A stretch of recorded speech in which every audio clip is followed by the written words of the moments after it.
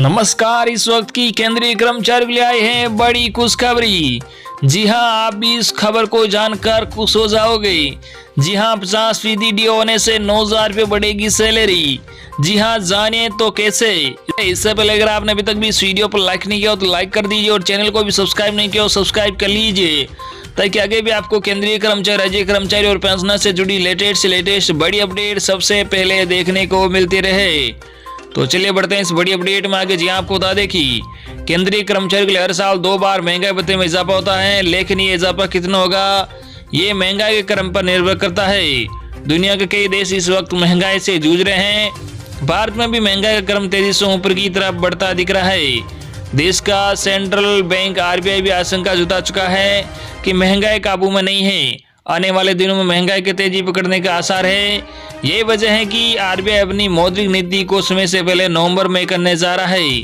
बढ़ती महंगाई भले ही देश के लिए अच्छी नहीं है, लेकिन महंगाई के अनुपात में केंद्रीय कर्मचारी को मिलने वाले महंगाई भत्ते में इजाफा होना तय है। खैर, महंगाई को अगर छोड़ दे तो भी कर्मचारियों के लिए महंगाई भत्ता आने वाले वक्त में सैलरी इंक्रीमेंट लेकर आ रहा है। आइए समझते हैं कैसे।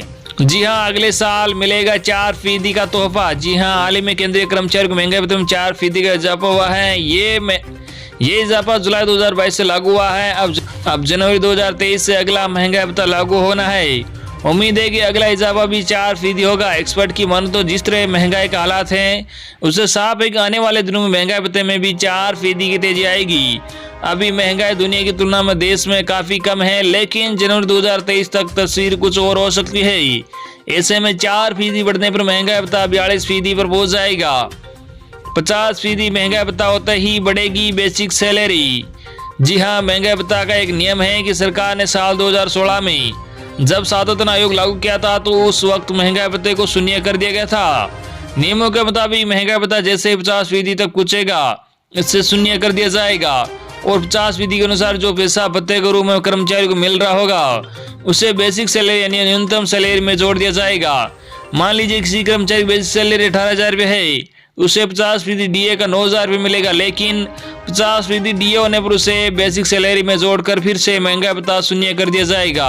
अब जान लीजिए कि महंगाई भत्ता कब किया जाता है। सुनिए, जी हाँ, जब भी नया वेतनमान लागू किया जाता है कर्मचारी को मिलने वाले DA को मूल वेतन में जोड़ दिया जाता है। जानकारों का कहना है कि यूं तो नियम कर्मचारी को मिलने वाले 7% DA को मूल वेतन में जोड़ना चाहिए, लेकिन ऐसा नहीं हो पाता है। वित्तीय स्थिति आड़ आती है। हालांकि साल 2016 में ऐसा किया गया है। इससे पहले साल 2006 में भी जब छठा वेतन आयोग आया था, उसमें 5वें वेतन आयोग में दिसंबर तक 187% DA मिल रहा था। पूरा DA मूल वेतन में मर्ज किया गया था, इसलिए छोटे वेतनमान का गुणांक 1.87 था। तब नया वेतन बैंड और नया ग्रेड वेतन भी बनाया गया था, लेकिन इसे देने में 3 साल लगे थे। सरकार पर बढ़ता है वित्तीय बोझ। जी हाँ, साल 2006 में छठे वेतन आयोग के तहत नए वेतनमान को 1 जनवरी 2006 से लागू किया गया था, लेकिन इसकी अधिसूचना 24 मार्च 2009 को जारी की गई थी। इस देरी की वजह से सरकार ने 39 से 42 महीने का DA 3 किस्तों में वित्तीय वर्ष 2008, 9, 9, 10 और 10-11 में भुगतान किया था।